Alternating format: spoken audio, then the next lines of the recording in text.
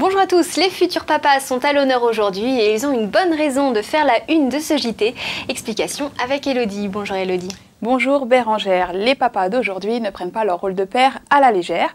Une récente étude révèle qu'ils s'impliquent de plus en plus au cours de la grossesse de leur femme.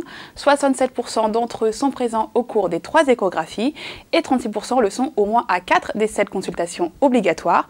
Ils sont aussi plus courageux puisqu'ils sont de plus en plus nombreux à franchir la porte de la salle d'accouchement. 89% des pères ont en effet assisté à la naissance de leur progéniture et 21% auraient même voulu en faire plus. En clair, de nos jours, les papas ne se limitent plus à acheter des petites fraises pour combler nos envies pendant la grossesse. Merci Elodie.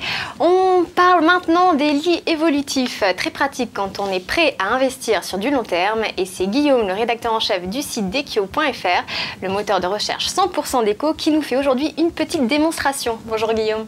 Bonjour Bérangère. Oui, c'est tout un problème d'acheter un lit pour enfants parce qu'on est quand même embêté de dépenser pour un berceau, puis pour un lit bébé, puis pour un lit junior. Non seulement ça coûte cher, mais en plus on ne sait pas du tout quoi en faire quand on n'en a plus besoin.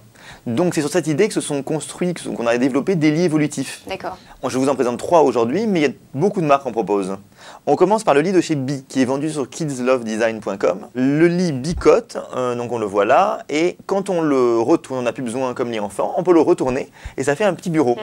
Et celui-ci est à 596 €. On poursuit avec le lit Stokke qu'on voit ici. Donc le lit Stokke s'appelle Sleepy. Là c'est un lit bébé, on peut le mettre sur 4 positions différentes. Et après avec le kit junior, on le transforme en un lit confortable où on a une petite banquette pour son enfant entre 4 et 10 ans on va dire.